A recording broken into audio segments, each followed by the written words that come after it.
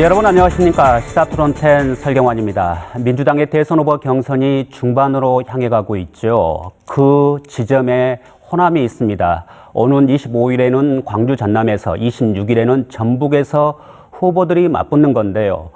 경선 일정상 승부의 최대 승부처 또는 최대 분수령으로 여겨지고 있습니다. 더군다나 역대 민주당 경선에선 호남에서 선택받은 후보들이 본선 후보로 됐다는 점에서 그 상징성이 크죠. 그래서 호남의 이목이 쏠리고 있는 것 같습니다. 여기에 호남 경선을 앞두고 민심의 향배에 적지 않은 영향을 미치는 추석 연휴가 있고요. 어제는 정석윤 전 총리가 후보직을 사퇴했습니다. 이처럼 변수가 많아서 호남 경선에 대한 관심을 배가시키고 있는 것 같습니다. 그래서 오늘 시사토론10에선 민주당 호남 경선판에 이런 변수들이 어떻게 작용할지 좀 살펴보고요. 내일 1차 컷오프가 예정된 국민의힘 경선 상황도 지역의 관점에서 좀 들여다보겠습니다. 오늘 함께할 분들 소개해드리겠습니다. 오승영 캠핑 정책 리서치 대표입니다. 네, 안녕하십니까. 공진선 조선대학교 정치외교학과 교수 나오셨고요. 예, 안녕하십니까. 의제와 전략그룹 더모아의 윤태권 정치분석실장 나오셨습니다. 안녕하십니까. 네, 현 시점에서 아무래도 그 대선 후보 경선 레이스 민주당의 경우에 최대 관심사는 이재명 지사가 이 결선 투표 없이 본선에 직행하느냐, 아니면 이낙연 전 총리가 이 지사의 과반 투표를 막고 결선에 함께 진출하느냐, 이게 아니겠습니까? 이걸 가늠해 볼 수 있는 첫 시험대가 그제 발표된 제1차 국민 선거인단 투표 결과가 있는데, 일단 이재명 지사가 과반 투표는 했습니다. 자, 이걸 대선을 굳혔다고 볼 수 있을까요? 아니면 또 다른 또 저희들이 살펴봐야 될 지점이 있는 건지, 먼저 우리 오승영 대표부터 얘기를 좀 해주시죠. 네, 8월 31일부터 시작이 됐습니다. ARS 투표가. 그리고 9월 12일까지 약 2주 동안 진행되었던 민주당의 1차 순회 경선 슈퍼위크 결과들을 요약하면, 누적 득표율을 소개해드리면 일단 이재명 후보가 51.41%, 이낙연 31.08%, 추미애 11.35%, 그리고 정세균 4.27%, 박용진 1.25%, 김두관 0.63%를 얻었습니다. 그런데 민주당 특별당규 59조 1항에 따르면 후보자가 사퇴 시 그 후보자에게 투표한 표는 무효 처리한다라는 그런 규정 때문에 이재명 후보는 51.41%에서 53.71%로 2.3%포인트가 올라갔고요. 네. 이낙연 후보는 32.46%, 추미애 후보는 11.86%로 조정이 됐습니다.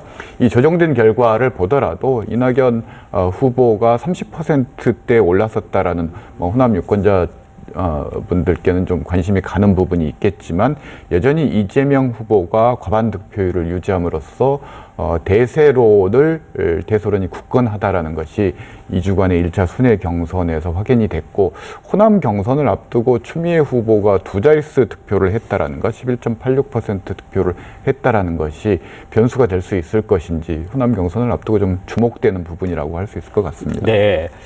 일단 1차 국민선거인단 투표 결과를 봤을 때 뭐 이재명 지사의 대세론은 굳건하다, 이렇게 보시는 거고, 이제 추미애 정도가 이제 앞으로 변수가 되지 않겠나, 이렇게 말씀을 하셨는데, 이 부분에서 공 교수는 어떻게 생각하세요? 이 대세라는 데는 딱히 뭐 다른 이견은 없을 것 같은데요. 그런데 이제 처음에 투표함이 이제 충청 지역에서부터 이제 열리기 전에는 사람들이 뭐 결과를 알 수 없으니까 과반을 과연 넘길 수 있을까, 아니면 어느 정도 표차가 날까, 이런 걸 이제 궁금해하면서 조심스럽게 전망들을 했었죠. 그런데 막상 이제 충청 지역에서 뭐 과반을 상당히 넘기는 결과가 나오니까 이제 기대가 너무 높아져서요. 그 이후에 제1차 슈퍼위크 선거인단 투표 결과가 발표된 걸 보고서는 오히려 과반이 안 될 수도 있는 거 아니야, 이제 이런 생각도 하는 것 같습니다. 그렇지만 분명한 것은 이제 이 격차를 따라잡을 만큼 호남에서의 이 대의원과 권리당원의 투표가 이 격차를 따라잡을 만큼 규모가 큰가, 이렇게 볼 때는 조금 뭐랄까요, 이렇게 낙관하기는 쉽지 않은 것 같고요. 그리고 이제 2차 슈퍼위크에 참여하거나 뭐 이건 이제 전국적으로 흩어져 있기 때문에 이미 호남의 상당수의 유권자들이 1차 선거인단에 포함돼서 이미 투표를 한 결과가 나와 있기 때문에도 이후에는 아직, 그러니까 뭐랄까요, 호남 사람들은 아직 아무도 투표에 참여하지 않은 것처럼 이 사태를 전망하는 것은 조금 오해를 유발할 수 있다. 물론 이제 따라잡으려고 하는 사람 입장에서는 이제 최대한 희망을 넣어서 가능성을 최대치로 잡으려고 하겠지만 현실이 그렇게 보이지는 않는다. 이렇게 말씀드리고 싶습니다. 뭐 공 교수도 뭐 이재명 지사의 대세는 계속 유지될 거다 이런 좀 시각인 것 같은데 네. 윤태곤 실장은 어떻게 생각하세요? 두 분 말씀에 큰 틀에서 동의하고 제가 뭐 다른 부분을 조금 짚어보자면요.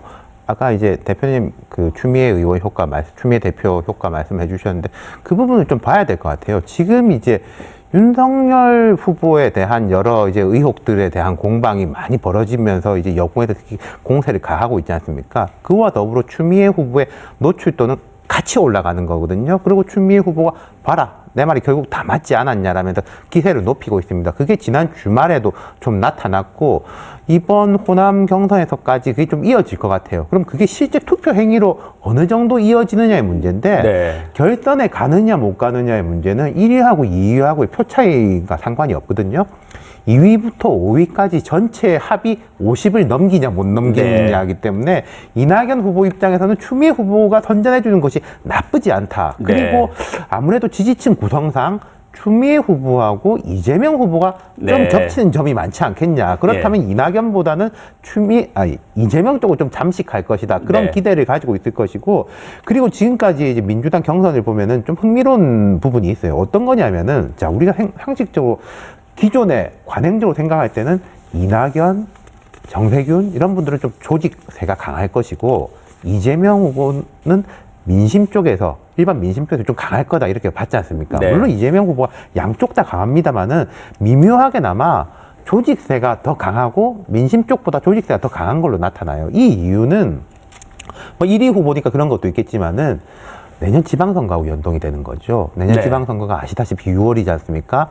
대선은 3월, 대통령 취임은 5월, 6월 바로 이어지는 것이기 때문에 지방선거 입지자들 혹은 뭐 재선을 노리는 단체장들 입장에서는 나의 기존의 어떤 정치적 관계보다 누가 대통령이 되느냐 훨씬 더 촉각을 곤두세우는 면이 있다는 거죠. 이게 사실은 호남 경선에서도 꽤 중요한 변수. 그러니까 이재명 후보 입장에서 보면은 유리한 부분은 오히려 조직적인 쪽에서 힘을 받을 수 있다. 조금 불리한 부분은 이 추미애 후보의 선전 효과. 이걸 뒤집으면 또 이낙연 후보의 강점, 약점이 되는 거죠.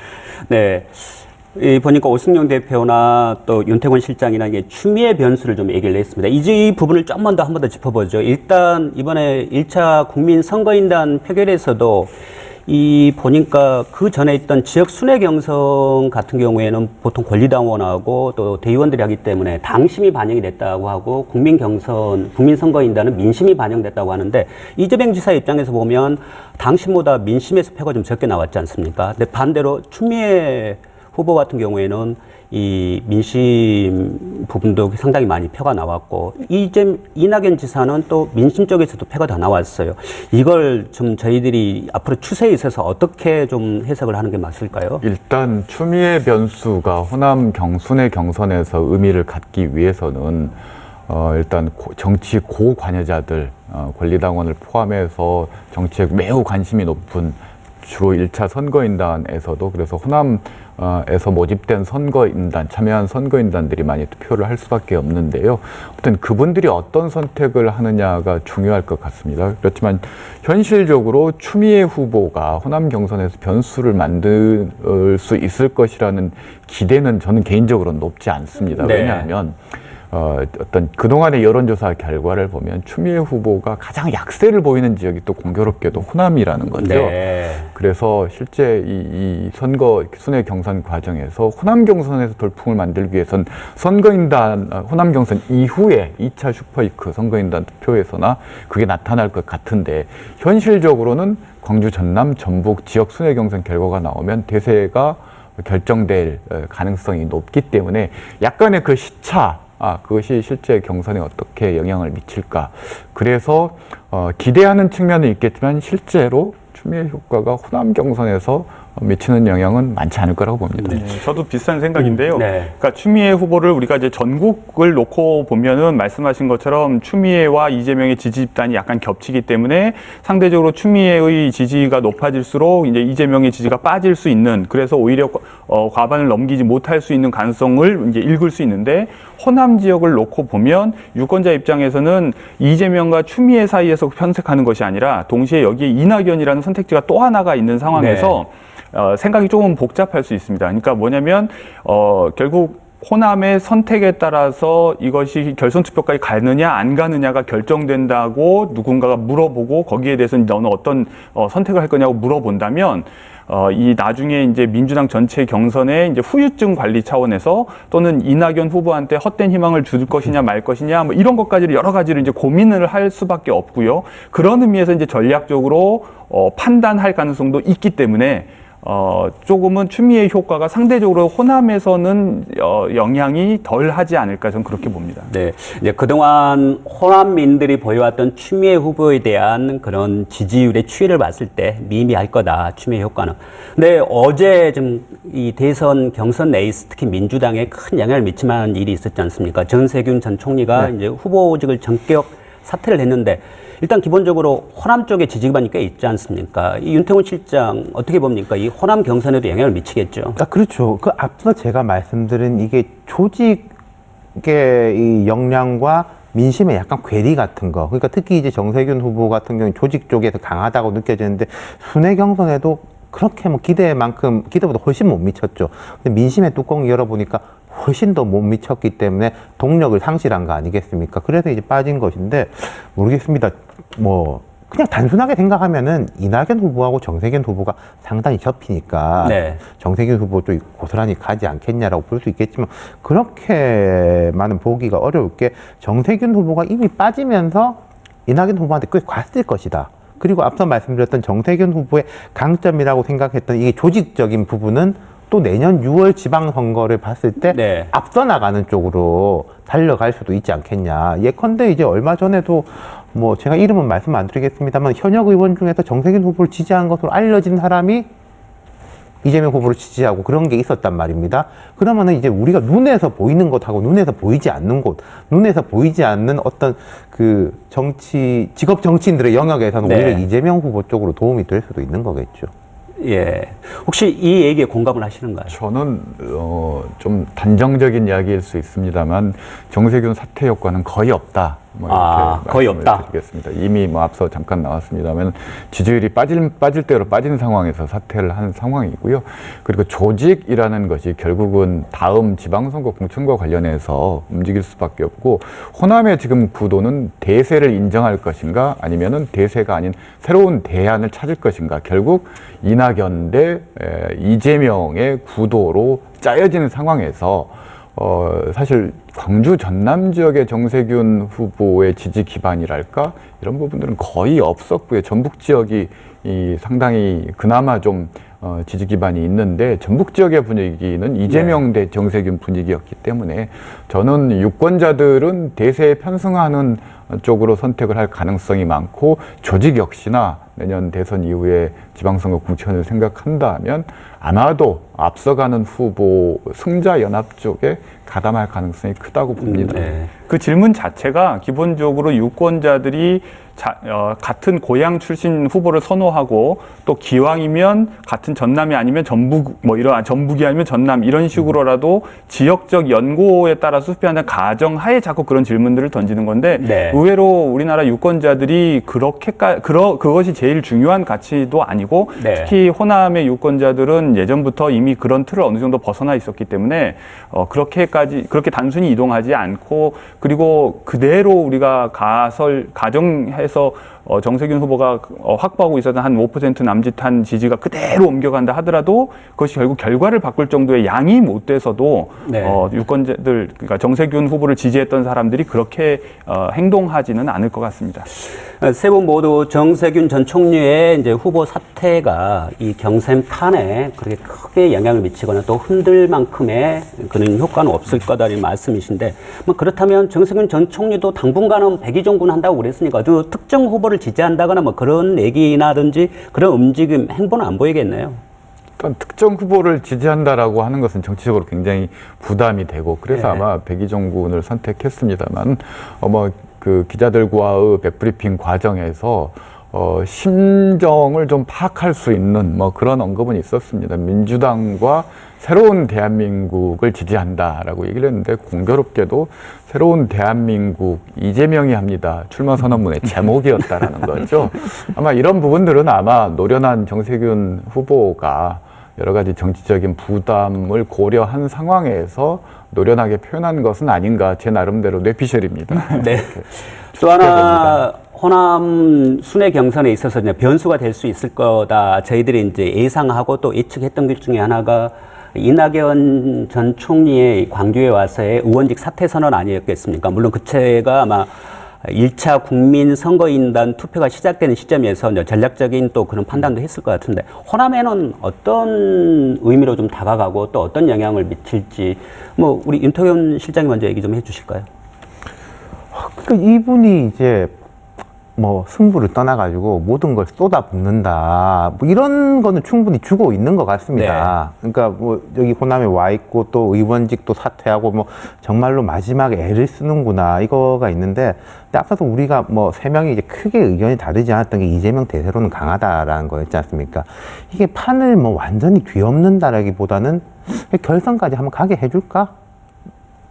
라든지, 이재명 후보한테도 너무 쉽게 가는 것보다는 약간 한번 견제를 한번 줄 수도 있는 거 아니야? 이런 정도의 마음인 것인데, 그게 네. 이제 어떻게 될지는 저보다 두 분이 훨씬 더 잘 아시겠죠. 그러면 1차 국민선거인단 투표 결과를 보면, 나름대로 이낙연 전 총리가 30%를 넘기지 않습니까? 그 전에 지역 순회 경선에서는 30% 못 미쳤는데, 그러면 이게 그 배수의 진을 친 그런 효과로 볼 수 있는 건지 좀 이것도 희미하다고 봐야 되나요? 일단 저는 이낙연 후보가 의원직 사퇴라든지 이런 결연한 의지를 보여준 측면들이 어느 정도 반영된 것은 추정할 수 있다. 네. 이렇게 말씀을 드릴 수 있을 것 같아요. 그렇지만 제가 보기에는 오히려 이재명 후보의 하락세의 반사 효과일 수도 있다라고 네. 보여주고 있습니다. 고양 효과가 없다라는 게 사실은 이재명 후보가 대구 경북에서 가장 낮은 득표를 했다라는 것만 보더라도 고양 효과라는 것이 그다지 네. 당 경선에서 차지하는 비중이 크지 않다라는 거고요. 최근에 윤석열 하락세와 이재명 하락세가 공교롭게도 겹치고 있는 부분들이 있다라는 겁니다. 그런 부분이 추미애의 상승세 그리고 이낙연 후보의 어느 정도 지지율이 소폭 상승하는 것과 연관되어 있을 가능성이 더 높다. 그렇기 때문에 저는 이것이 호남 경선을 앞두고 특별하게 호남의 민심이 어떻게 작용한 결과이거나 호남의 민심이 그런 것들을 어떻게 증폭시켜주는 그런 계기로 작용할 가능성은 그렇게 높아 보이지는 않습니다. 네. 저희들이 변수라고 얘기는 하지만 실제 이 경선판에서는 변수가 되기에는 여러 가지로 좀 부족한 부분이 있다고 이런 말씀으로 좀 들리는데 공 교수 어떻습니까? 이 호남 경선을 앞두고 추석 연휴가 있지 않습니까? 항상 저희들이 민심의 향배를 얘기할 때 추석 민심, 명절 민심 얘기하는데 이번에 어떻게 형성될지 실제 또 경선판에도 어느 정도 영향을 미칠지 좀 나름대로 좀 분석이 필요해 보이는데요. 그러니까 이낙연 후보가 의원직을 사퇴한 시점이 이제 결연한 어떻게 보면 집안 단속 효과는 분명히 있었다고 생각합니다. 그러니까 캠프 내에서 약간 이제 기운 빼려고 하는 사람들을 단속하는 측면 그리고 자기를 지지하는 유권자들에게도 나 포기하지 않았고 아직도 승리할 자신 있고 어떻게 보면 굉장히 진지하다는 것을 보여준다는 측면에서 결집 효과는 있었다고 생각을 하는데요. 그런데 이제 1차 순회 경선 결과 발표에서 그 상승된 부분이 아까도 제가 말씀드렸다시피 그 1차 선거인단 모집이 70만 가까이 이루어졌는데 그 안에 상당 부분 호남의 이제 일반 시민들이 참여한 부분이 있기 때문에도 그것이 반영되어 있어서 어떻게 보면 선반영된 효과가 있다는 생각이 듭니다. 그래서 오히려 2차 선거인단 결과 나오고 3차까지 나오게 되면 의외로 이제 그 부분이 이미 다 선 지불을 해버렸기 때문에 나중에는 오히려 나타나지 않을 가능성도 있고요.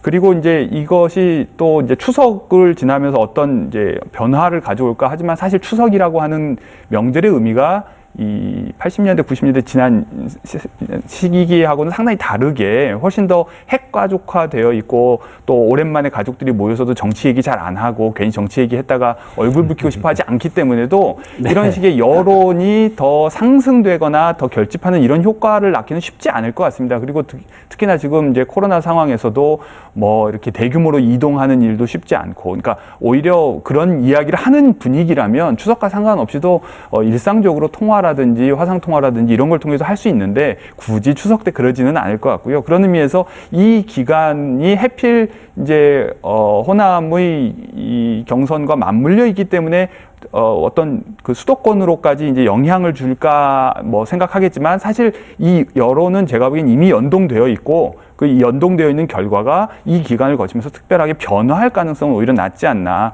오히려 이 의원직 사퇴라는 것을 결연한 자세로 인식하는 우호적인 지지자들도 있지만 동시에는 어떻게 보면 단기적으로 이 후보의 이미지 면에서 뭐냐면, 그러니까 비타협적이고 나는 내가 아니면 안 되는 거다라는 식의 태도를 오히려 강화할 수도 있고 장기적으로 당 결석을 해칠 거라고 우려를 더 강화한다면 오히려 당의 승리를 바라는 사람 입장에서는 오히려 마음이 다르게 바뀔 수도 있는 그런 위험한 행동일 수도 있습니다. 저는 그런 의미에서 그다지 추석을 전후로 해서 여론이 크게 우호적으로 이낙연 후보 쪽으로 바뀌기는 쉽지 않아 보입니다. 어떻습니까? 윤태권 실장도 뭐 추석 민심 이번에 뭐 크게 뭐 경선에 영향을 못 미칠 거라 그렇게 보신가요? 이번 추석이요. 제가 지난 설이라든지 그때보다는 좀 뜨거울 것 같아요. 예. 왜냐하면은 이제 코로나에 대해 가지고도 뭐 위드 코로나 약간 이런 흐름도 있고 백신 맞았기 때문에 저 같은 경우에도 이제 전 고향이 부산인데 이제 가기로 했거든요. 설에는 못 예. 갔는데 그렇기도 하고 뭐 호남 경선도 있고 또 야권 지지층 입장에서는 야권도 이제 우리 뒤에 이야기하겠지만 1차 컷오프 있어가지고 뭐 지난 설보다는 올라가는데 공 교수님 말씀하신 것처럼 한 10년 전, 20년보다는 덜 한 게 맞죠. 네. 근데 이제 어쨌든 이낙연 후보 쪽에서는 확 이제 분위기를 달아오르게 말하자면 쇠가 이제 달궈져야지 그걸 때릴 수 있는 거 아니겠습니까? 그렇죠. 달궈지지 예. 않으면 때려도 효과가 없는 거죠. 예. 근데 이재명 후보 쪽에서는 계속 좀 김빼기로 나올 것이고 또 사람들 모이기도 쉽지 않을 것이고 해서 설이라는 이때보다 높겠지만은 기대만큼은 못 갈 거다라는 게 있고 제가 하나 좀 이게 뒤에 나올 이야기인지 모르겠는데 예. 이낙연 후보 쪽에서 제가 아쉬운 게 하나가 있어요. 그 네거티브 중단 선언을 한 게 네. 그 네거티브란 프레임에 걸렸다는 저는 생각이 들거든요. 아, 왜냐하면은 예. 한 달 전에 이재명 후보가 먼저 선언을 했습니다. 그렇죠. 그 예. 워딩도 똑같더라고요, 사실상. 근데 이제 이재명 후보가 한 달 전 네거티브 선언을 할 때는 정체성 공격이 들어오니까 탄핵 때 당신 뭐 했냐?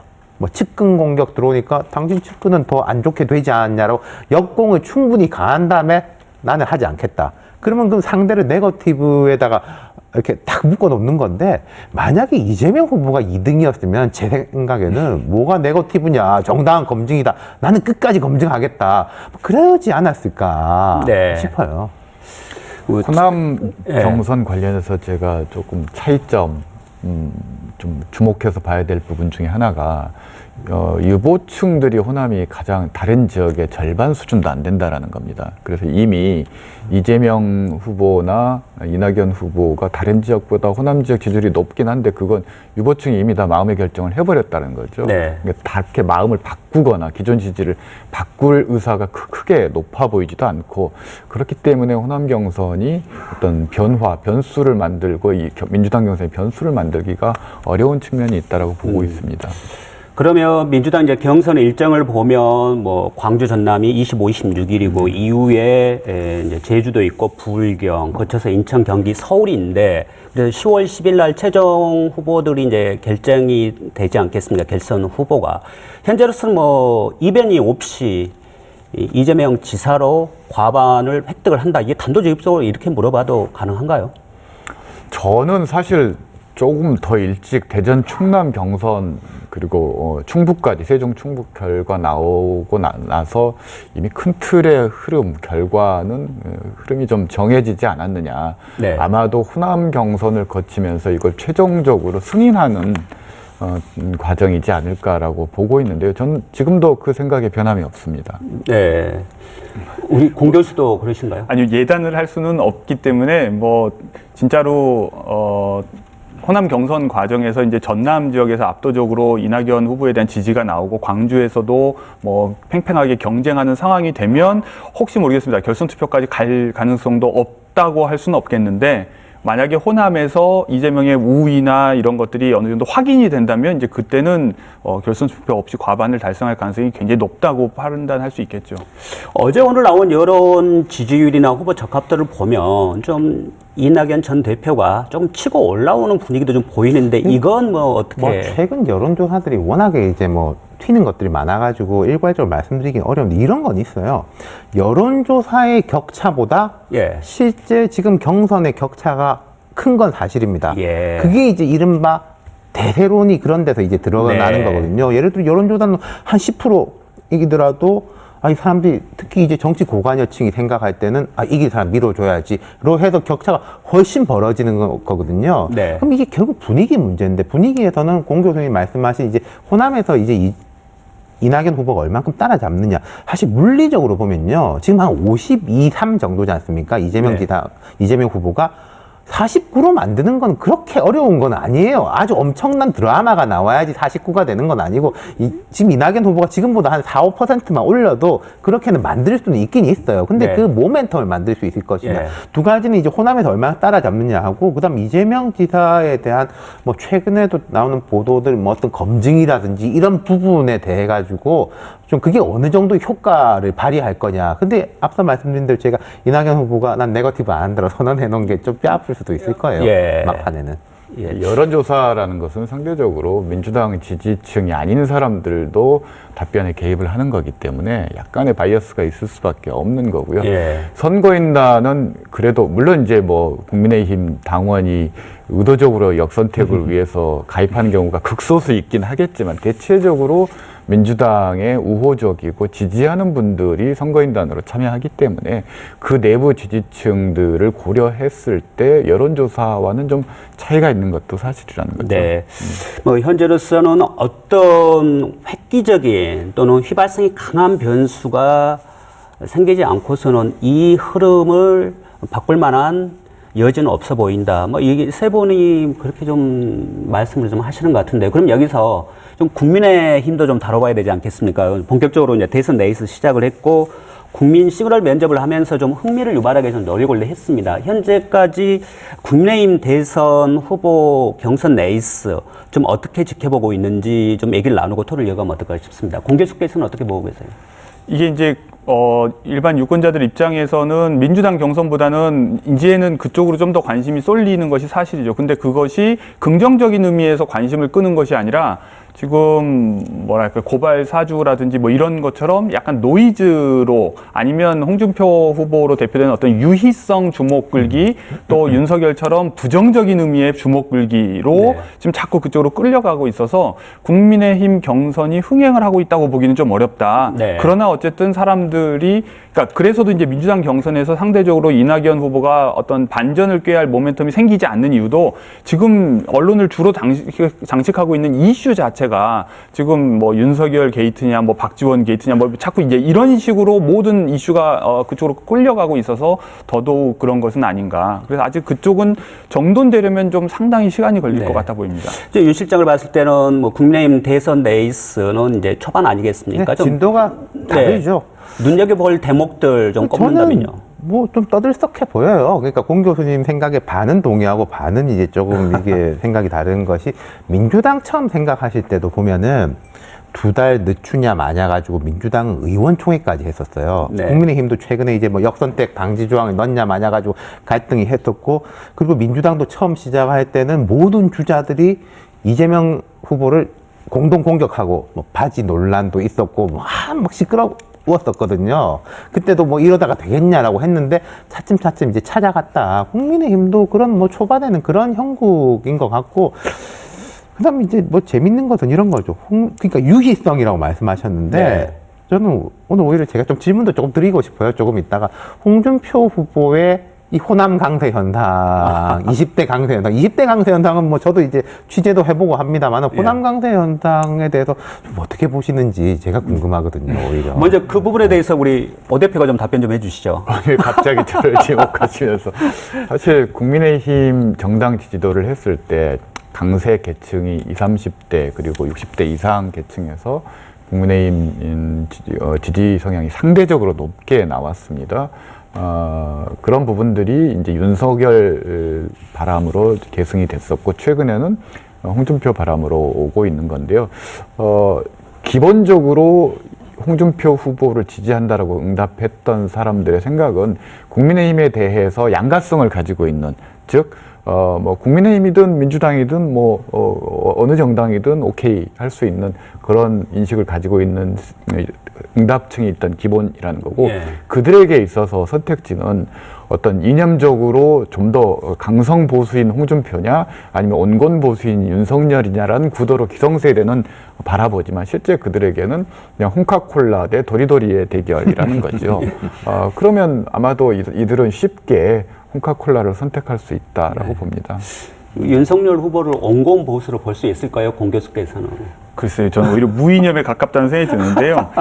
그거보다 이제 좀 전에 말씀하신 것과 관련해서 우리가 이제 어떤 사람한테 이제 눈길을 돌릴 때는 이제 주목하는 것이 있고, 그 다음에 관심을 가지고 있는 게 있고, 더 나아가서 이제 지지하는 경우가 있을 수 있는데, 이 지역에서 20, 30대 젊은 사람들이 홍준표에 대해서 어떤 눈길을 돌린다, 주목한다고 할 때 그건 아직은 굉장히 초보적인 수준, 그러니까 그냥 관심을 끄는 정도에 불과하고 어떤 인터레스트를 가지고 있는 단계까지도 아직은 안 나은 것 같습니다. 그리고 네. 더 나아가서 서포트할 용의까지 있느냐? 그것도 아주 우리가 뭐랄까요, 재미있게 댓글 다는 수준에서 얼마든지 서포트를 할 수도 있겠지만 그 이상 투표장에까지 나가서 찍을 정도냐? 거기에 대해서는 조금 아직 의문입니다. 그러니까 물론 이제 허경영 후보를 찍는, 투표장까지 가서도 찍는 사람들이 있다는 점에서 얼마든지 뭐 있을 수는 있는데 의미 있는 정도는 아니지 않을까. 그리고 이제 진지하게 선택지를 받아보는 상황에서는 쉽게 지지를 철회할 가능성도 있는 뭐 그런 수준으로 보입니다. 현재로서는.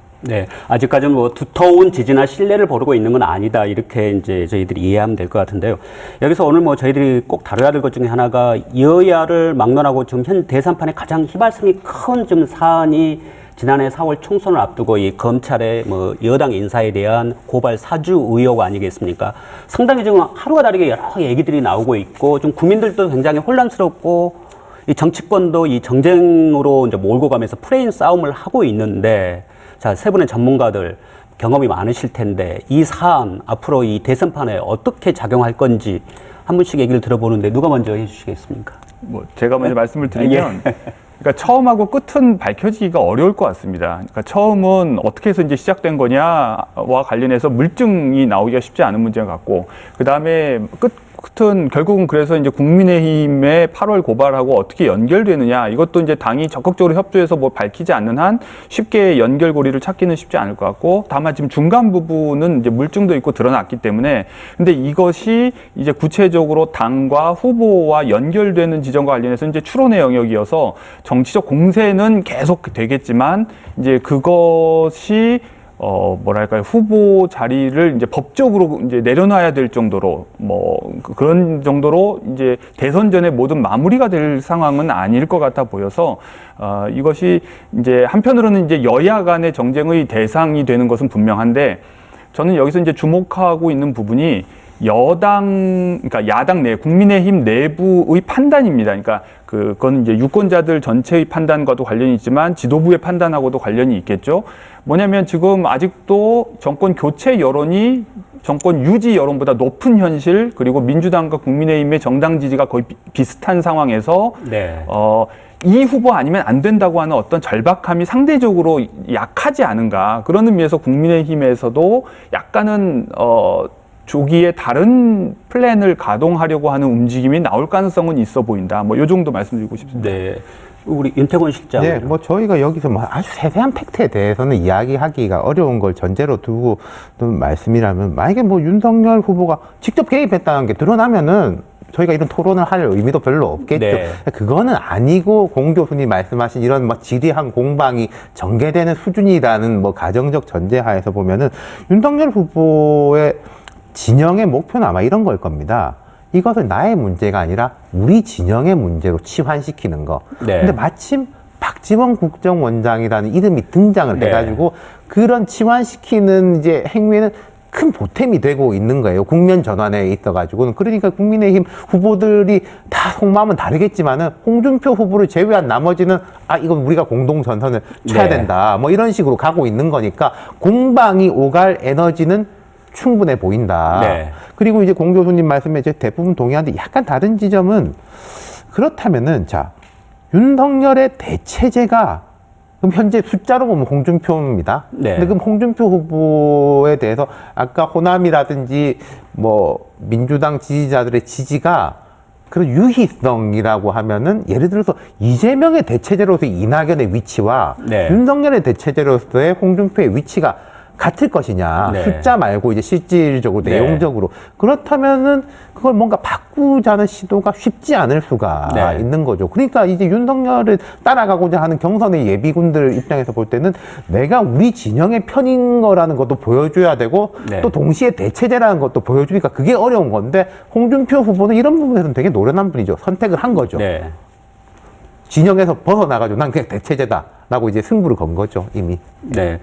이번 고발 사주권을 바라보는 정권 고체를 희망하는 분들은 아마 고민이 좀 깊을 거고, 거기에서 이제 윤석열의 대체제가 과연 홍준표가 될 것이냐, 이런 이제 의문을 좀 가질 수 있다는 건데, 승용 대표는 어떻게 생각하세요? 저는 이건 뭐 이 사안의 본질, 이 진실은 저 너머로 이미 안드로메다로 간 것 같고요.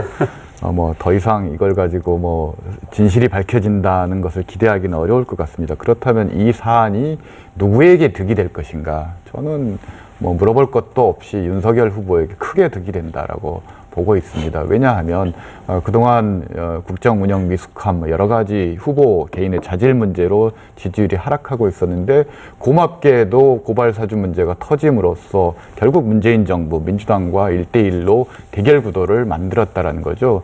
아까 국민의힘 경선이 흥행이냐 아니냐, 뭐 기준은 여러 가지가 있습니다만 저는 경선 그 자체는 흥행에 실패했다라고 보는 이유 중에 하나가 모든 게 윤석열 고발 사주로 도배가 됐다라는 거죠. 예. 그런 측면에서 국민의힘 경선은 흥행에 실패하고 있지만 윤석열은 크게 흥행에 성공하고 있다. 이것이 아마도 야권에서 정권 교체를 희망하는 유권자들에게는 중요한 선택 기준이 될 수 있을 것 같고, 또 하나 국정원이 이 사건에 드디어 이제 개입하게 됐죠. 자의는 아니겠지만 박지원과 조성은의 만남 두 사람이 인정을 했기 때문에. 근데 최근에 이제 또 한 명이 더 동석했다. 이게 홍준표 후보 캠프에 조직본부장을 하고 있는 이모 씨가 동석한 거 아니냐라는 의혹을 윤석열 후보 측에서 제기하고 있다라는 거죠. 네. 이건 홍준표 꼼짝 마라라고 그 프레임에 집어넣고자 하라는 어떤 의도가 개입된 것 같습니다. 이게 의혹이 꼬리를 물고, 또 일부 캠프에서는 이걸 가지고서 상대 후보를 좀 흠집 내는 양수 겸장으로도 좀 사용을 하는 그런 측면도 있는데, 이게 이제 이 정치적 공방에 이 국민들은 참 안타깝잖아요. 이 정치가 또 대선이 이쪽으로 흘러가야 되는가. 그런데 이 진상 규명, 진실 규명 쉽지 않아 보여서 이 대선판 내내 이게 이 영향을 좀 미치진 않을까 하는 우려의 시각도 있습니다. 지금 이제 뭐 검찰이라든지 공수처에서 막 속도를 내는 데 대해서 이제 뭐 야당은 비판하고 있지만은 저는 어쩔 수 없는 측면이 있다고 봅니다. 그러니까 말하자면은 정치와 법의 시간표가 다른데, 네. 법도 약간 대선이 되면은 정치에 좀 종속될 수밖에 없는 부분이 있지 않습니까? 예. 지금 뭐 최근에 예로 많이 드는 게 김영삼 정부 때는 뭐 김대중 비자금을 수사 안 했다, 이거 아주 고리적 이야기까지 나오지만은 실질적으로 윤석열 후보가 이제 경선에서 막 앞서 나가고 있고 하면은 그때 수사 진도를 더 나갈 수가 있겠느냐. 그렇다면은 공수처라든지 검찰에서 할 수 있는 데까지 빨리 하는 게 맞는 거겠죠. 네. 근데 이 부분은 어차피 사법기관의 뭐 수사 상황을 지켜보면서 저희도 얘기를 나눠야 되기 때문에 더 진전하기에는 좀 무리가 있어 보이고요.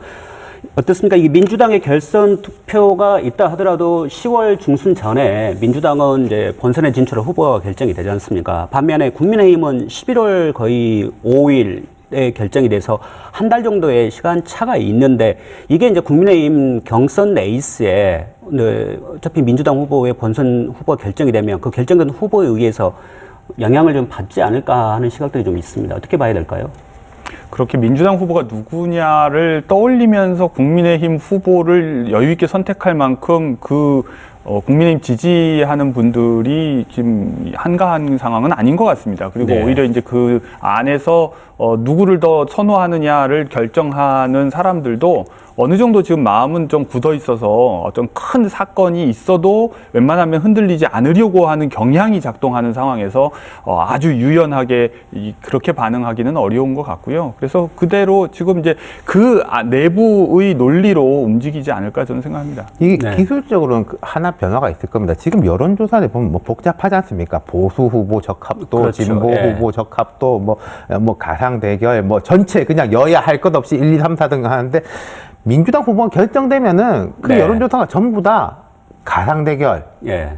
이제 전부 다 좁혀지는 거죠. 이제 1, 2, 3, 4, 5등 이런 거는 의미가 그렇죠. 없어지는 거죠. 그게 예. 하나의 큰 변화는 있을 예. 겁니다. 일단 경선 룰 자체가 바뀌었지 않습니까? 국민의힘이. 그러니까 적합도를 물어보는 게 아니라 상대 후보와 1대1 가상 대결을 했을 때 그 경쟁력을 점수화해서 50%를 반영하겠다라는 거거든요. 네. 아마 그렇게 된다면 상대적으로 민주당 후보와의 특히 지금 1위를 달리고 있는 후보와의 1대1 가상 대결에서 우위를 점하고 있는 후보 또 우위를 점하기 위한 어떤 선거 구도, 공격 뭐 이런 부분들이 전략에 반영될 수밖에 없을 거라고 봅니다. 네. 저희서 여기서 또 한 분을 좀 저희들이 거론할 수밖에 없는데 이제 김동연 전 경제부총리 제3지대에서 이제 출마 선언을 했습니다. 호남에서는 그다지 아직까지는 좀 존재감이 좀 없어 보이기도 합니다. 어떻습니까? 그건 당연한 일이고요. 뭐랄까요, 이제 그 중도라고 하는 성향을 가지고 있는 유권자들이 이 지역에 없는 거는 아니지만 그렇다고 해서 이번 대선판이 어떻게 흘러가는지를 아는 한 이런 군소 후보에 관심을 기울이기는 쉽지 않습니다. 그리고 정상적으로 양 진영의 이제 후보들이 본격적으로 경쟁하고 나면 이제 조금 뭐랄까요, 그 언론이 다루는 과정에서도 이제 등장인물이 줄어들기 때문에 약간의 마이크가 돌아오는 횟수가 좀 더 늘어나면 그러면 좀 더 이제 인지도는 높아질 수 있겠지만 지금 현재로서는 이 소음을 뚫고서 어떤 군소 후보가 자기를 드러내긴 쉽지 않습니다. 그러나 이제 지금 이분이 공개적으로 이제 밝히는 바를 봐서도 어떤 후보 전술을 통해서 대선에서 본선까지 가서 뭔가를 하겠다기보다는 오히려 이제 공동 공약 추진 시민 평의회 뭐 이런 것들을 추진한다고 이야기를 하고 있어서 이제 기존의 강력한 후보들과의 정책 연대 공약 반영에 좀 더 목표를 두고 있는 것이 아닌가 그래 보입니다. 네. 저희들한테 주어진 시간을 보니까 좀 토론을 좀 마무리해야 될 좀 시간이 다가오고 있는데요. 어떻습니까? 저기 윤태권 실장 지금 전체의 추이를 봤을 때 정권 재창출과 정권 교체 이후론 우리가 좀 추이를 좀 앞으로 좀 어떻게 전망해 볼 수 있을까요? 제가 이제 되게 많이 받는 질문입니다. 뭐 쉽게 말해서 대통령 누가 될 것 같냐 이거지 않습니까? 예. 저는 이제 항상 그렇게 말하거든요. 누가 된다고 말하는 사람은 사기꾼이다. 결과적으로 맞다 하더라도 사기꾼이다 이러는데 네. 이런 말씀을 제가 드릴 수는 있을 것 같아요.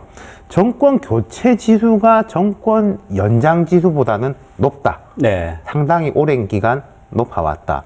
그리고 지지층들의 준비된 정도를 봐도 야권 지지층들이 워낙 선거를 여러 번 지고 예컨대 지금 윤석열이라는 사람이 박근혜, 이명박 두 사람을 구속시킨 사람이지 않습니까? 예. 그 사람이 1위를 하고 있다는 자체가 야권 지지자들의 뭔가 결기라든지 준비된 네. 정도를 보여준다. 지지층의 정도에서도 지금 현재는 야권 지지층의 정도가 약간 높은 것 같아요. 하지만 후보들의 이제 준비된 정도, 선거라든지 이런 캠페인에 대해서 대응하는 실력이라든지 이런 것은 여당이 야당보다 훨씬 더 우세하다. 네. 뭐 행정 경험 포함해서 그런 감각의 이제 강점, 약점이 지금 있으니까 앞으로는 어느 쪽이 강점을 살리고 약점을 줄이느냐에 달려 있는 것 같습니다. 오승용 대표도 전망을 좀 해주시죠. 전망이 어려운 게 저도 똑같은 생각인데요. 누가 이긴다고 해도 이상할 게 없는 선거다. 네. 제3자가 개입할 수 있는 여지가 거의 없기 때문에 이번 대선은 정말 끝까지 가야 되는데 한 가지 포인트라면 요즘 양 정당의 어떤 충성도가 높은 유권자들을 제외하고 대부분 중간지대에 있는 유보적인 유권자들은 본인이 좋아하는 후보를 찍는 게 아니라 본인이 싫어하는 후보를 안 찍는다라는 겁니다. 바꿔 이야기하면 유권자의 눈밖에 나는 그런 어떤 언행에 조심해야 된다라는 말씀을 드리고 싶습니다. 네, 공 교수께서도요. 예, 그러니까 이제 결국 그 두 양 진영 내에 이제 중간에 위치한 사람들이 흔들리는 마음이 결국 선거판을 결정할 수도 있는데요. 이 경우에 말씀하신 것처럼 이제 누가 더 비호감을 더 살 것이냐. 그래서 이제 결국 차악 선택의 합리성에 따라서 결과가 나오지 않을까 그렇게 생각합니다. 네, 저희들한테 주어진 시간이 한 1분 정도 남은 것 같습니다. 이번 대선까지 뭐 3월 9일까지 꽤 많은 시간이 남았는데 앞으로 뭐 최대 변수가 될 만한 것들 어떤 걸 꼽을 수 있을까요? 제가 너무 막연한 질문을 드렸습니까? 우리 윤 실장께서 서울에서 오셨으니까 한 말씀 해주시죠. 그까지 뭐 흔히들 이제 신문 보면은 이제 뭐 윤석열에 대한 검증이 이제 최대 변수가 될 네. 것이다. 뭐 이렇게 하는데 그게 뭐 그러한지는 모르겠고요. 지금 좀 중기적으로 제가 한번 말씀드릴게요. 지금 9월 네. 말에 그 언론법을 다시 이제 27일이나 어쨌든 처리한다라고 하고 있고 민주당 내부적으로 사법개혁, 검찰개혁까지도 10월달, 11월달에 한다고 합니다. 그럼 이거는 지지층의 요구를 받아야 돼야 된다는 압박하고 근데 제가 생각할 때는 누가 후보가 되든지 후보가 되는 순간 중도층으로 가려고 할 거예요. 그 양자의 이제 그 힘의 균형을 어떻게 잡느냐. 또 야당은 야당대로 여당이 그렇게 움직이는 거 보고 항상 대응하는 게 야당이거든요. 그 포인트를 하나 좀 보자고 말씀드리고 싶습니다. 네, 마지막으로 우리 오 대표가 말씀하고 정리하시죠. 만약에 야당이 이긴다고 하더라도 야당이 잘해서 이길 것 같지는 않고요.